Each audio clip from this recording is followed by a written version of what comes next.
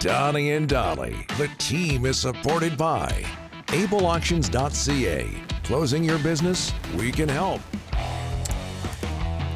It is Wednesday, and all of our guests today, including Scott Oake, standing by, brought to you by Able Auctions, our title sponsor, ableauctions.ca. Scott Oake from Hockey Night in Canada, fabulous job with After Hours, has written a book, co-authored a book. It's called For the Love of a Son, a memoir of addiction, loss, and hope, detailing the life of Scott's late son, Bruce, who left us in 2011, the victim of an overdose. He was just 25 years old. Scott joining us now. Scott, thanks so much for doing this, sir. How are you? I'm doing well. Thanks for having me on. I'm what is it you say? Long time, first time? Yes. Yeah. Well, that's an honor to know that you might be checking out our show every once in a while. Scott, I do. Oh, that's nice to hear. How difficult was it to write this book?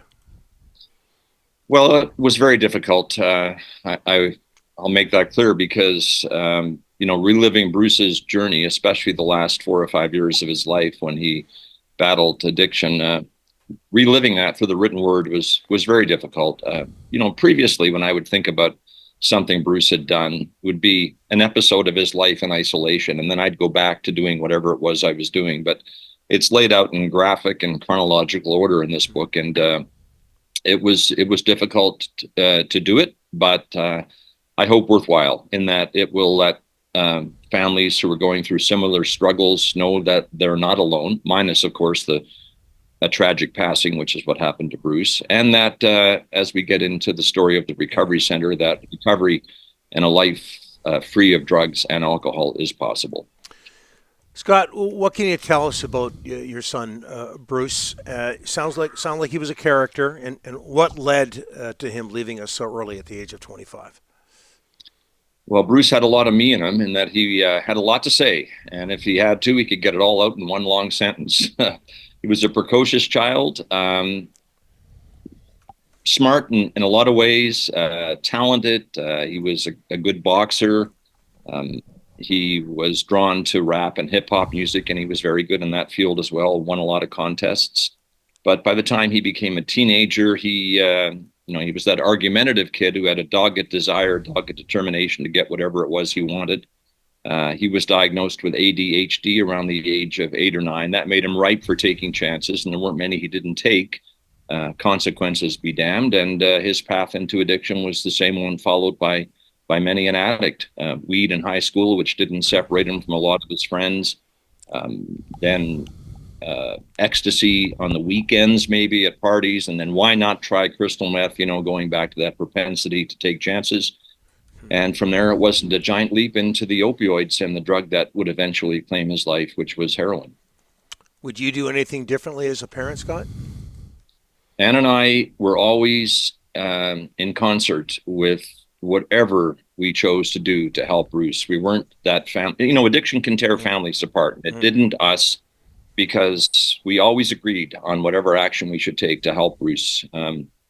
We didn't argue over, if you hadn't given him this $500, this would never have happened. We had none of that in our family. Darcy and Ann and I were always on the same wavelength, and we never lost a bit of sleep over woulda, coulda, shoulda. Pardon me, my phone's going off here. That's a rookie mistake.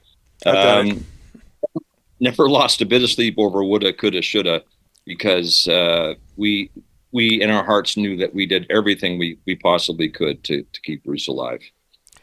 Scott, you decided you would not hide Bruce's addiction. You went public with it. A lot of families don't want that. They want to keep it private. They don't want it out.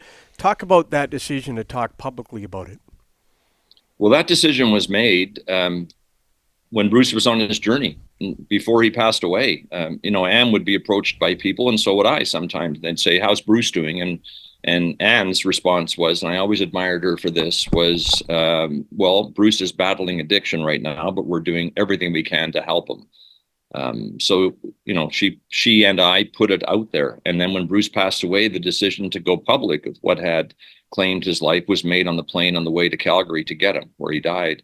And so the first line of his obituary reads, tragically, Bruce Oake lost his battle with addiction at the tender age of 25. we made that decision because we saw no shame in what had claimed his life, and that, you know, addiction is a disease. And so we thought that if, you know, people would look at that line in his obituary, look at the obituary, and maybe think twice about, you know, what their loved ones are doing or what they themselves were doing. And that one line was actually the genesis of the grandiose project that's become the Bruce Oake Recovery Center, where I am sitting right now in the family room.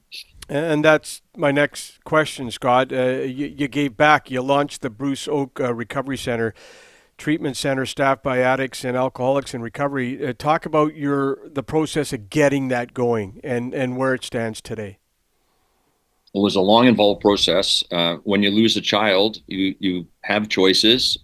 One would be, I guess, to resign yourself to your grief and carry on as best you can. But our choice was to give voice to our grief. And Bruce had the best year of his addicted life at a long-term / treatment facility in Calgary. And he was there for a year because it was long-term treatment at no cost. It's when he had hope, we had hope. And so our goal became to bring that concept of long-term treatment at no cost to Manitoba. And our simple start was to begin speaking in public, telling Bruce's story. And every time we made that presentation, there was a lineup of people afterwards to tell us their stories about loved ones who were battling addiction. That was our impetus to continue. We formed a foundation, became a registered charity, got a choice piece of property from the city after a long struggle, and conducted a capital campaign, which saw us raise $15 million in about 2 years, 10 of that in about 8 months. The community gave from the heart. And as a result, we ended up with this beautiful 43,000 square foot, bright, open, airy place that feels like home. That is the Bruce Oake Recovery Center. What does the facility do for people, Scott? And I would imagine there are success stories. There are a lot of them. I wish I could show you, but the greatest sign of success at the Bruce Oake Recovery Center for people walking into the building is when they go into the gymnasium, and there are 115, actually 120 jet sweaters that hang there now. Oh, wow. With the names of guys on the back who have achieved at least 1 year of sobriety. And many of those guys have more than a year, in some cases 2, 3, and we're getting to 4 now because Bruce Oake has been open since May of 21. Those sweaters are presented on what's called birthday night.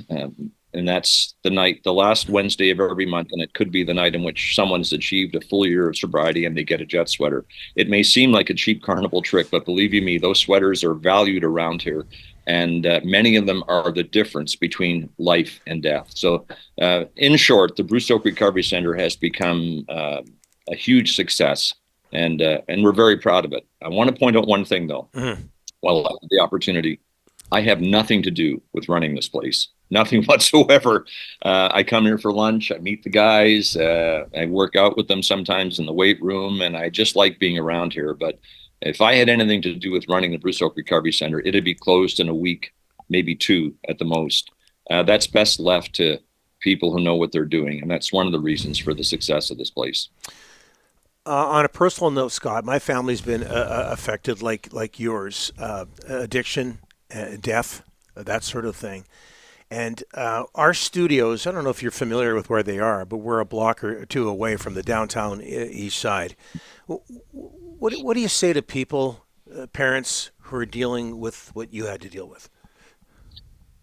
Well, the first thing I'd say to people who go through the downtown east side and judge those people is, for the love of God, have some compassion, maybe even some empathy. And in that, put yourself in the position of the family of that person who's struggling. No one dreams of growing up to be an addict or to be in a treatment / recovery center, but it happens. And I'm not in a position to give parents any advice. I stay away from that because that's best left to people who know what they're doing. It's way outside my wheelhouse. But if I had to say one thing, it would be, watch your kids and make sure you know what they're doing, and don't lose touch with them. One more, Scott, if you don't mind. Proceeds from your book, where do they go? All of my royalties go to the Bruce and Ann Oake Foundation. That's the way it's been from the start. There is an advance for this book, and my share of it's gone to the Recovery Center and the foundation. I couldn't take any money for this book. That, to me, would be the same as blood money. So if nothing else, let's hope people buy the book out of sympathy because they know the money is going towards the Bruce and Ann Oake Foundation. Scott, thanks so much for doing this. We were going to talk some hockey, but this is an important, fascinating subject for so many people, so we thought we'd focus on that. I will say this, though. I remember when After Hours started, and it seemed like an experiment all those years ago. And, man, has it been successful. It is must-watch, and so much has to do with you. Best of luck with everything, and best of luck with the book and the foundation. Good on you, Scott. We can't thank you enough for joining us today and for checking us out every once in a while. Yeah. Thank you, Don and Rick. It's a pleasure talking to you guys. I hope I am invited on your show again sometime. Yeah, absolutely. We'll talk hockey next time. Thanks, Scott. You bet. Take care. Appreciate it.